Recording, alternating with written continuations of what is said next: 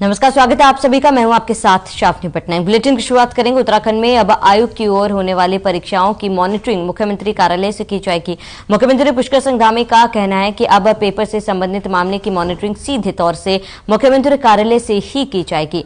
उनका कहना है कि हर 15 दिन में होने वाली परीक्षाओं की समीक्षा मुख्यमंत्री कार्यालय से की जाएगी और मुख्यमंत्री कार्यालय से मॉनिटरिंग भी होगी। बता दें कि उत्तराखंड अधीनस्थ सेवा चयन आयोग पेपर लीक के मामले में मुख्यमंत्री पुष्कर सिंह धामी ने कड़ा रुख अख्तियार किया है। पूरे मामले की एसटीएफ और एसआईटी से जांच चल रही है, जिसमें 55 आरोपियों को गिरफ्तार किया जा चुका है। उनका कहना है कि परीक्षा निष्पक्ष हो, उसको लेकर सरकार काम कर रही है। एक सवाल के जवाब में मुख्यमंत्री पुष्कर सिंह धामी का कहना है कि जब उत्तराखंड राज्य 2025 में 25 साल का होगा, उस समय उत्तराखंड राज्य को ड्रग फ्री राज्य बनाया जाएगा। इसके लिए भी काम किया जा रहा है।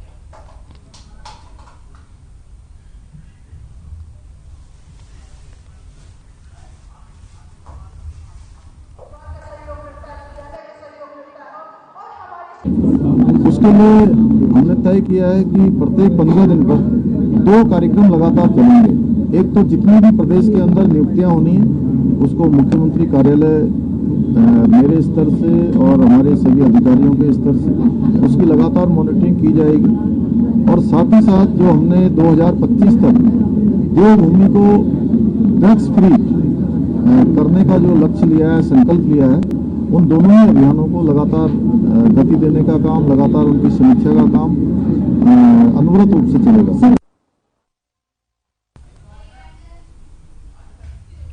हरिद्वार में प्रशासन ने लगातार चाइनीज मांझे को लेकर अभियान चलाया हुआ है और इसको लेकर आपको बता दें कि अभियान हरिद्वार में लगातार चलाया जा रहा है। इसके बावजूद भी बाजारों में चाइनीज मांझे धड़ल्ले से बिक रहे हैं। अब चाइनीज मांझे के खिलाफ लोगों को जागरूक करने के लिए यमराज अब सड़क पर उतर आए हैं।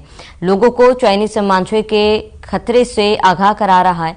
बता दें कि चाइनीज मांझे से कई लोग गंभीर रूप से घायल हो चुके हैं। यहां तक कि एक 4 साल की मासूम भी चाइनीज मांझे की चपेट में आने से घायल हो गई थी। चाइनीज मांझे की बिक्री को लेकर अब हरिद्वार सिटी मजिस्ट्रेट अवधेश कुमार सिंह का कहना है कि हरिद्वार नगर निगम क्षेत्र में 4 थाने आते हैं। थाना अधीक्षकों को निर्देशित किया गया है कि चाइनीज मांझे को लेकर छापेमारी की कार्रवाई की जाए। उन्होंने कहा कि हमें सूचना मिल रही है कि दुकानदार चाइनीज मांझे को दुकान पर ना रखकर किसी और जगह छुपाकर बेच रहे हैं। इसको देखते हुए ऐसे स्थानों पर भी कार्रवाई की जा रही है।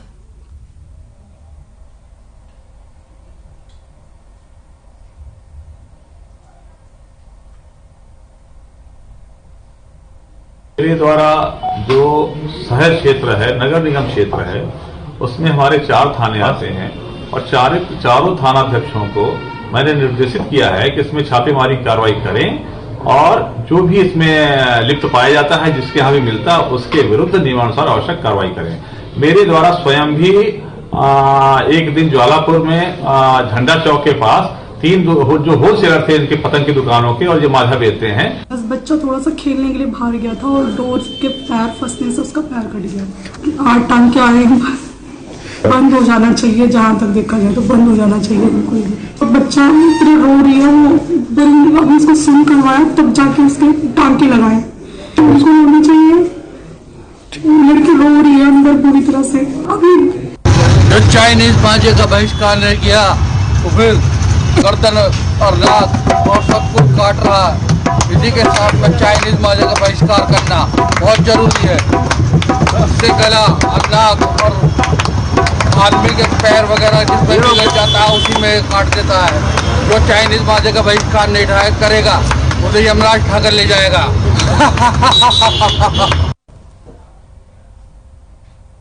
उत्तराखंड सरकार की ओर से जोशीमठ भू दसाव को लेकर लगातार काम किए जा रहे हैं। साथ ही मुख्यमंत्री पुष्कर सिंह धामी जोशीमठ मामले पर अपनी नजर जमाए हुए हैं। वहीं इस मामले को लेकर मुख्यमंत्री पुष्कर सिंह धामी ने गृह मंत्री अमित शाह से भी मुलाकात की थी। मुख्यमंत्री ने अधिकारियों को सख्त निर्देश दिए कि जोशीमठ मामले में किसी भी प्रकार की लापरवाही न बरती जाए और दैनिक रिपोर्ट मुख्यमंत्री आवास को ही भेजी जाए। पर्यटन मंत्री सतपाल महाराज ने जोशीमठ दौरे पर थे। इस दौरान उन्होंने अधिकारियों को जोशीमठ आपदा को लेकर कई दिशा निर्देश दिए थे और कहा कि जोशीमठ आपदा को लेकर प्रदेश और केंद्र की बीजेपी सरकार बेहद संवेदनशील है।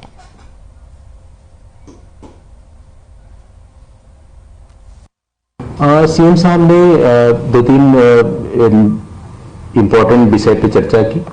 एक तो जो अभी बारिश और बर्फबारी हुई है उसके संबंध में निर्देश दिया है सर ने कि कहीं पर भी लोगों को कोई दिक्कत ना आए ठंड से, और जो बारिश हो रही है अगर और लोगों को राहत शिविर में ले जाने की आवश्यकता है ले जाएं, और राहत शिविरों में हीटर और अलाव की पूरी व्यवस्था हो तो वो कर दी गई है। देखिए, जोशीमठ को लेकर के माननीय मुख्यमंत्री जी ने हमारे जो बद्री केदार मंदिर समिति के अध्यक्ष हैं जितेंद्र अजय जी, उनको पूर्ण रूप से अपना विशेष प्रतिनिधि बनाया है। कल उन्होंने वहां पर बैठक भी ली, प्रशासनिक अधिकारियों की बैठक ली, डीएम्स की बैठक ली, जो लोग वहां पर लगे हुए हैं आपदा के लिए, जो लोग आपदा में जिनकी ड्यूटियां लगी हैं, जिन जिन अधिकारियों की, उन अधिकारियों से फीडबैक भी लिया है और किस प्रकार से हम जल्दी से जल्दी इस जोशीमठ के जो लोग हैं, जो प्रभावित लोग हैं, उनको किस प्रकार से हमने राहत शिविरों से उनको उनके घरों तक ले जाएं, किस प्रकार से उनके घरों को बसाने का काम करें, सारी चीजों पर सरकार फोकस पर काम कर रही है। और मुख्यमंत्री जी ने अपने विशेष प्रतिनिधि के तौर पर एक व्यक्ति को पूरे रूप से लगाया है और हमारा कर्तव्य है, हमारी सरकार संवेदनशीलता से काम कर रही है कि कहां पर कैसे इन लोगों को बसाया जाए। सड़कों में दरार आई है और थोड़ा सा लैंड स्लाइडिंग हुई है, लैंड हैज बीन संक, तो उसको देखते हुए उसमें उसकी मरम्मत की जाएगी। और निश्चित रूप में मैं जब जोशीमठ गया था तो मैंने देखा था कि लोगों ने अपने घरों के नीचे सेप्टिक टैंक्स बना दिए हैं और उसके अंदर कोई भी प्रॉपर ड्रेनेज सिस्टम नहीं है। ऐसी स्थिति के अंदर क्या होता है कि जब कोई सोते फूटते हैं या कोई जिस प्रकार का प्रेशर पड़ता है तो उससे पानी जो है मट्टी को लेकर के निकलता है और वहां पर काफी कैविटी हो जाती है। उसी कैविटी के जरिए थोड़ा सा जोशीमठ जो है वो धंसा है और लोगों ने वहां की जो भविष्यवाणी थी उसको भी जोड़ते हुए ये कह दिया कि ये सीधे पाताल लोक में चले गया।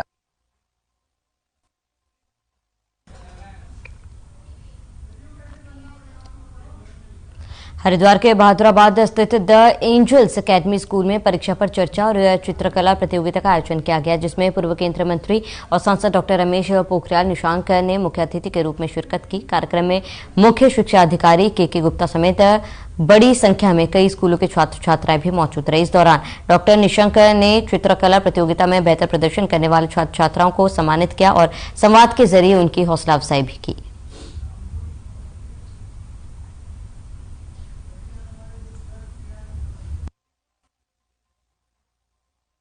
आज रश्मि जी ने और शिक्षा विभाग ने यहाँ पर जुड़ करके लगभग 12 विद्यालयों के परीक्षा पे चर्चा जो 27 को प्रधानमंत्री जी पूरे देश के छात्रों से संवाद करेंगे सीधा और अभिभावकों और अध्यापकों से भी करेंगे।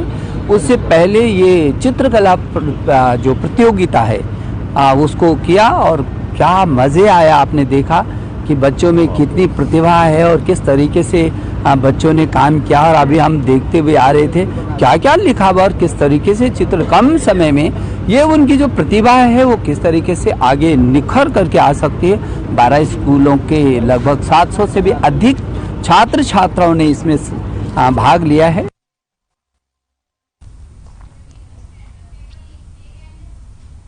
तो उत्तराखंड लोक सेवा आयोग में पटवारी भर्ती पेलिक मामले में एसआईटी ताबड़तोड़ कार्रवाई कर रही है। वहीं पुलिस ने पेपर सॉल्व कराने में शामिल 2 और लोगों को गिरफ्तार कर लिया है। अब तक मामले में 10 लोगों की गिरफ्तारी हो चुकी है। बता दें, पुलिस की जांच में पेपर लीक कांड का दिल्ली कनेक्शन भी सामने आया। रिमांड के दौरान आरोपियों ने जानकारी दी कि परीक्षा से 2 दिन पहले ही दिल्ली में भी एक सेंटर बनाया गया था, जिसमें उन्होंने अपने कुछ रिश्तेदारों को पेपर सॉल्व कराया था।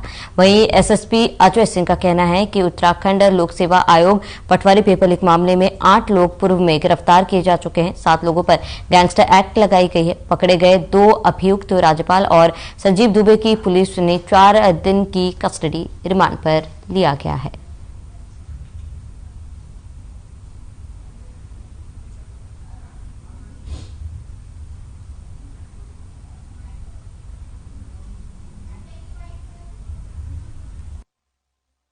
पहले पूर्व में 8 लोग गिरफ्तार हो चुके थे, जिसमें 7 लोग पे गैंगस्टर एक्ट भी लग गया, जो कोतवाली से जिसकी इन्वेस्टिगेशन की जा रही है। चूंकि महत्वपूर्ण प्रकरण था, इसमें साक्ष्यों के आधार पर ही सारी इन्वेस्टिगेशन आगे बढ़नी थी, तो इसमें साक्ष्यों को कलेक्ट करने के लिए इसमें 2 अभियुक्तों का, राज्यपाल और संजीव दुबे का जो है इसमें पुलिस कस्टडी रिमांड 4 दिन का लिया गया था, जिसको आज वापस न्यायालय के आदेश से वापस जेल में दाखिल किया गया। लेकिन इन 4 दिनों के अंदर जो हमने घटनास्थल जहां पर बिहारीगढ़ हो, चाहे वो सेठपुर लक्सर का हो, और साथ ही साथ टीम ने जो पूछताछ के बाद एक नया घटनास्थल जहां पर नकल की गई थी वो द्वारा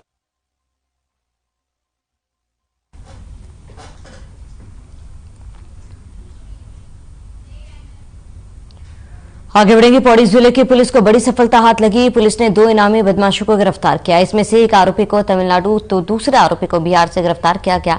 दरअसल फरार चल रहे इनामी अभियुक्तों की धरपकड़ को लेकर पुलिस ने विशेष अभियान चलाया, जिसमें संतोष पैतवाल के नेतृत्व में श्रीनगर पुलिस टीम ने करोड़ों रुपए की ठगी करने वाले अभियुक्तों से गिरफ्तार किया। फिलहाल पुलिस आरोपियों को गिरफ्तार कर आगे की कार्रवाई में जुट गई है।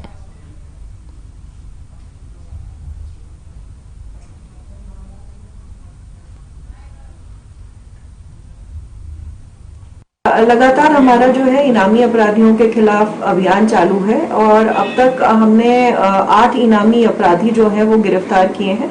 अभी कल ही जो है हमने बिहार से और तमिलनाडु से हमारे 2 जो इनामी अपराधी हैं उन्हें भी हमारी टीम ने गिरफ्तार किया है और इसके अलावा वांछित अपराधियों के खिलाफ भी लगातार कार्रवाई जारी है और हमारी कोशिश यही रहती है कि जो आदतन अपराधी हैं उनके खिलाफ कार्रवाई की जा रही है और कार्रवाई करेंगे।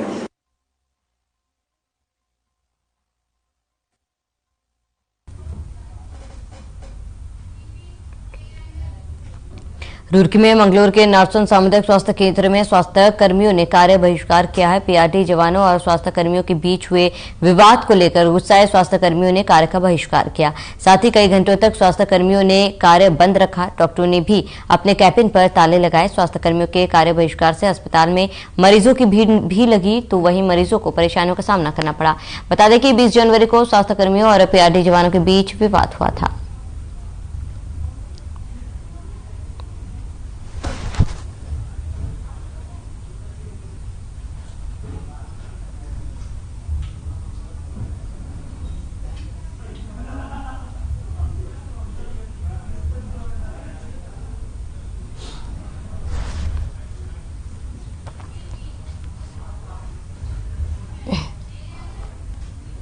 हरिद्वार के कोतवाली रानीपुर क्षेत्र में बीते सप्ताह हुई महिला की हत्या के मामले में पुलिस ने आरोपी प्रेमी को सहारनपुर से गिरफ्तार किया है। सिर्फ शक के आधार पर प्रेमी ने महिला को नाले में गिराकर मौत के घाट उतार दिया। पुलिस ने आरोपी को गिरफ्तार कर लिया। बता दें कि 16 जनवरी को कोतवाली रानीपुर की गैस प्लांट चौकी के पीछे नाले में एक महिला का शव मिला था। महिला का शव ऊपर न आए, इसके लिए आरोपी ने महिला के ऊपर रेत से भरा कट्टा रख दिया था। हालांकि आरोपी लगातार पुलिस को बरगलाने के हथकंडे आजमा रहा था, लेकिन जब शव की जानकारी मिली तो पुलिस ने मामले की जांच शुरू करते हुए आरोपी को गिरफ्तार किया है।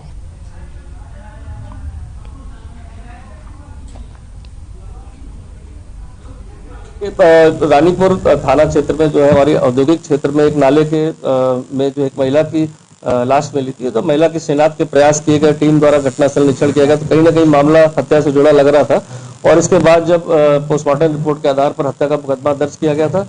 साथ ही साथ ये भी पता चला कि जो महिला थी वो काफी साल पहले सहारनपुर से सिडकुल क्षेत्र में आके कार्यरत थी। उसके परिवार के लोग भी यहाँ पर आ गए थे और उनके साथ रह रही थी लिव इन रिलेशन में जो अभियुक्त था, जो दीपक नाम का, उसके साथ। लेकिन इनके अक्सर किसी न किसी छोटी मोटी बातों को शक के आधार पर लेकर, पैसे को लेकर झगड़ा होता था और जिस पर पूरी प्लानिंग के साथ जो अभियुक्त दीपक ने जो है उसको वहां पर सुनसान जगह देखकर वहां पर उसकी गला दबा के हत्या करके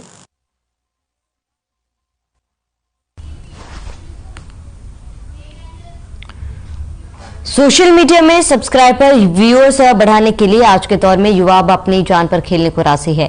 साथ ही अपने ब्लॉग्स को सोशल मीडिया में डालकर अन्य युवाओं को भी प्रेरित कर रहे हैं। लेकिन अब देहरादून पुलिस ने स्टंटबाज बाइक ब्लॉगर्स पर कार्रवाई के लिए ट्रैफिक पुलिस ने एक प्लान तैयार किया और इन पर अब आईपीसी धारा 107/116 के तहत कार्रवाई की जाएगी, जिसमें 6 महीने की सजा के साथ 3 लाख रुपए का भी जुर्माना है।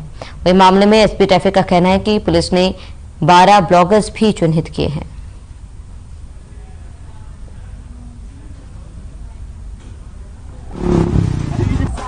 बहुत बार देखा गया है कि स्टंट ड्राइवर्स जो है वो स्टंट करते रहते हैं, यूट्यूब फेसबुक पर अपलोड करते हैं और नीचे अगर हम कमेंट्स पढ़े तो वो इंस्टिगेट भी कर रहे हैं बहुत सारे लोगों को वो पात लेने का। बहुत बार हम स्कूल कॉलेजों में अभियान करते हैं और उसमें प्रचार प्रसार करते हैं, पर इस बार हमने एक अलग नई पहल शुरू करने जा रहे हैं। हमने पिछले हफ्ते लगभग 10 से 12 देहरादून बेस्ड यूट्यूबर को आइडेंटिफाई किया है।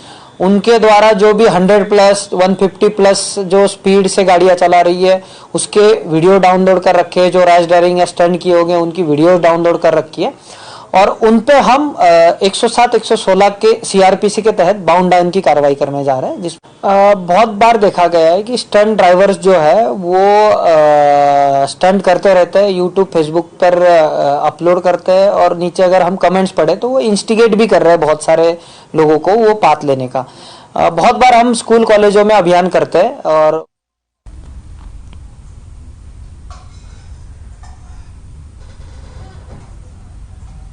पुलिस के द्वारा कार्रवाई की जाएगी। अब सोशल मीडिया पर मशहूर होने के लिए जो लोग स्टंट मारते हैं उनके खिलाफ पुलिस ने अभियान चलाया है और आईपीसी की कई धाराओं के तहत अब उन तमाम लोगों को चिन्हित किया जाएगा और उनके खिलाफ सख्त से सख्त कार्रवाई की जाएगी। कई बार देखा है जहां पर सोशल मीडिया में छाने के लिए लोग जो है वो स्टंट मारते हुए नजर आते हैं, लेकिन अब पुलिस के द्वारा कार्रवाई कर उन सभी के खिलाफ एक अभियान चलाया जाएगा। इसके साथ ही उन सभी जो लोग स्टंट मार रहे हैं उनके खिलाफ सख्त से सख्त कार्रवाई की जाएगी।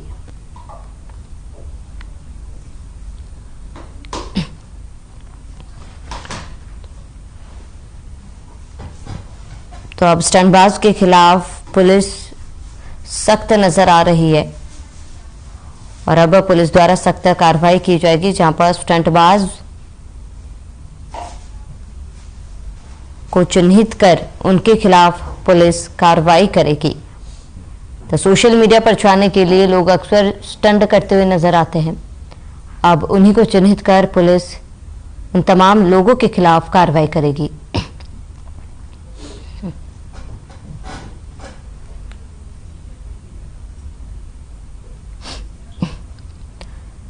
तो स्टंटबाज के खिलाफ अब देहरादून पुलिस सख्त नजर आ रही है। कई धाराओं में अब उनके खिलाफ अगर स्टंट करते पाए जाते हैं तो उनके खिलाफ कार्रवाई की जाएगी। और बता दें कि सोशल मीडिया में छाने के लिए अक्सर लोग स्टंट करते हुए नजर आते हैं, अब पुलिस उनके खिलाफ कार्रवाई करेगी।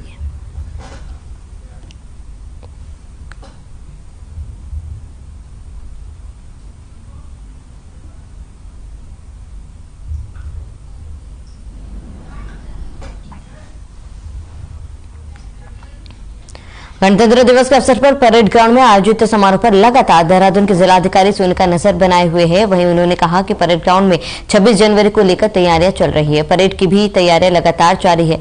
हमारे इन्विटेशन भी फाइनल हो चुके हैं। हमने ई इन्विटेशन की भी इस बार व्यवस्था की है, जिसको लेकर लोगों को आमंत्रित किया जा रहा है। साथ ही साथ हमने परेड देखने के लिए पोर्टल भी ओपन किया है, जिसमें लोग लगातार रजिस्ट्रेशन करा रहे हैं। गणतंत्र दिवस के मौके पर शासन प्रशासन की तैयारियां लगभग पूरी हो चुकी है। ट्रैफिक पुलिस ने कहा है कि 26 जनवरी को देखते हुए मसूरी में जाने वाले पर्यटकों को शहर के अंदर आने की वजह जीएमएस रोड बाईपास से मसूरी के लिए रवाना होना पड़ेगा। साथ ही उन्होंने कहा कि गणतंत्र दिवस के मौके पर राजधानी देहरादून में कहीं मैराथन भी होना है, जिसके देखते हुए शहर भर में ट्रैफिक को डाइवर्ट किया गया है। वहीं हर बार की तरह इस बार भी गणतंत्र दिवस के मौके पर आपको उत्तराखंड की झांकियां भी देखने को मिलेंगी।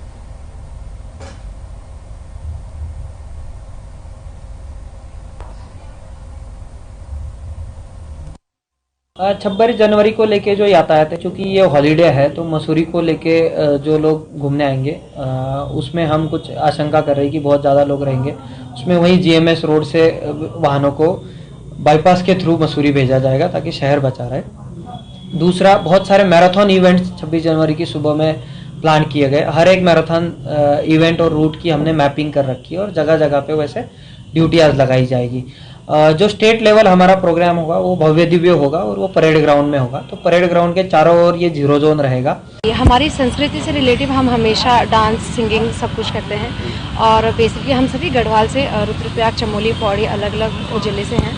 तो यहाँ पे अभी 26 तारीख का जो प्रोग्राम होने वाला है वो भी हमारी संस्कृति से रिलेटिव है और फोक सॉन्ग एक हमने तैयार किया है और वो आपको 26 तारीख को ही देखने को मिलेगा और बहुत ही मज़ा आने वाला है।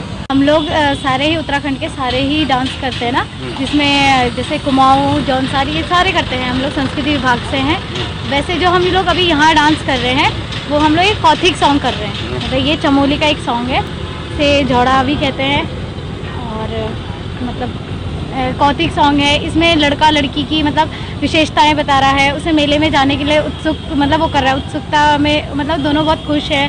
मेले में जाने की बातें हो रही हैं कि मेले में चलो, ऐसे ऐसे कपड़े पहनो, इस तरीके से मतलब एक गीत के द्वारा ये डांस को हम लोग वो कर रहे हैं।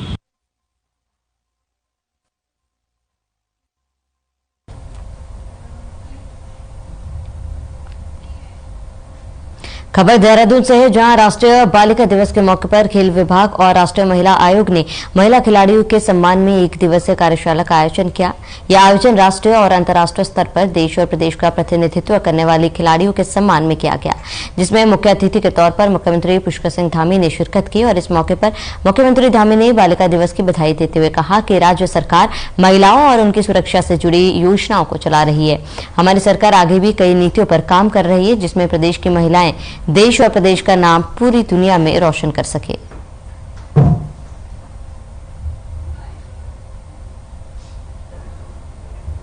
राष्ट्रीय बालिका दिवस की ढेर सारी शुभकामनाएं देती हूँ।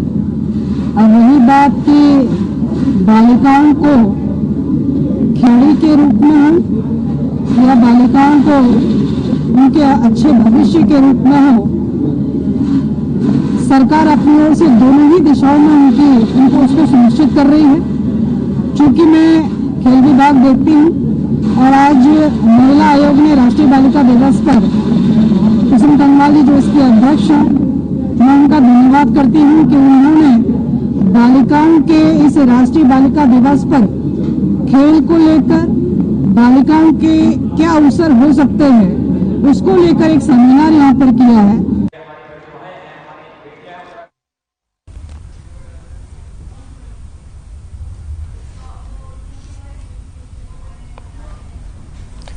पौड़ी में पिछले 5 सालों में हुई 2 बड़ी बस दुर्घटनाओं के लिए गढ़वाल मोटर ओनर्स ने जर्जर सड़कों को भी जिम्मेदार ठहराया। उत्तराखंड की सबसे बड़ी प्राइवेट बस कंपनी के अध्यक्ष जीत सिंह पटवाल ने बताया कि 5 साल पहले धुमाकोट में हुई बस दुर्घटना जिसमें 53 लोगों की जान चली गई थी, जिसका कारण ओवरलोड और जर्जर सड़क की घटना हुई। जबकि बीते साल बेरीखोल की सिमड़ी में हुई बस दुर्घटना जिसमें 34 लोगों की मौत हो गई थी, उसमें भी जर्जर सड़क दुर्घटना का कारण था।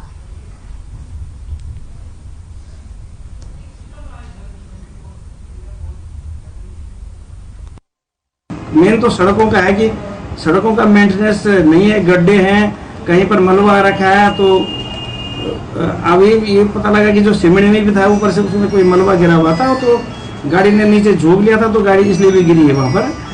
तो हमारा तो प्रयास होता है, हम 4 धाम यात्रा में गाड़ियाँ चलाते हैं, लगातार 2 महीने तक चलती है। हम आज तक ऐसी घटनाएं कभी होती भी नहीं है और होनी भी नहीं चाहिए। हम तो हमेशा अपने बद्री विशाल से सिद्धबली बाबा से हम प्रार्थना करते हैं, पूजा अर्चना करते हैं, भंडारा करते हैं कि भाई हमारी यात्रा सही चले, हमारी गाड़ियाँ सही से लोकल सही चले, हमारा जो यहाँ का लोकल पैसेंजर है या यात्री है।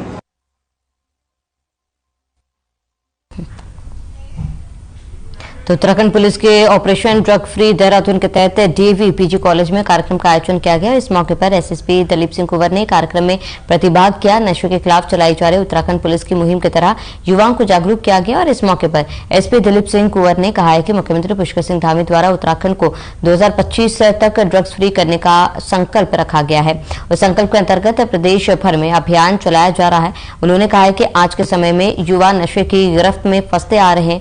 ऐसे कार्यक्रमों के माध्यम से युवाओं को जागरूक करने का काम किया जा रहा है। कार्यक्रम के माध्यम से कॉलेज के छात्र छात्राओं को नशे के खिलाफ लड़ाई लड़ने और नशा न करने की शपथ दिलाई गई।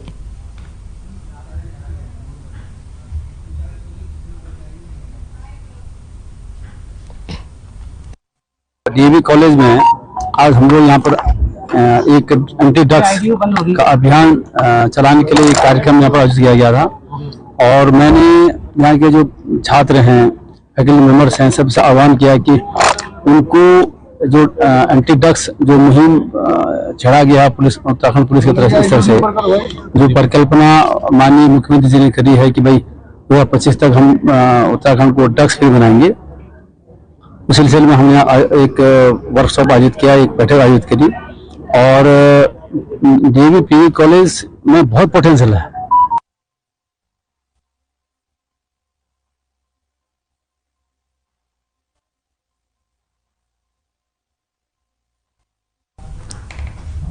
चलिए इसी के साथ इस बुलेटिन में मेरे साथ इतने। देश और प्रदेश के तमाम बड़ी खबरों के लिए आप बने रहे हमारे साथ।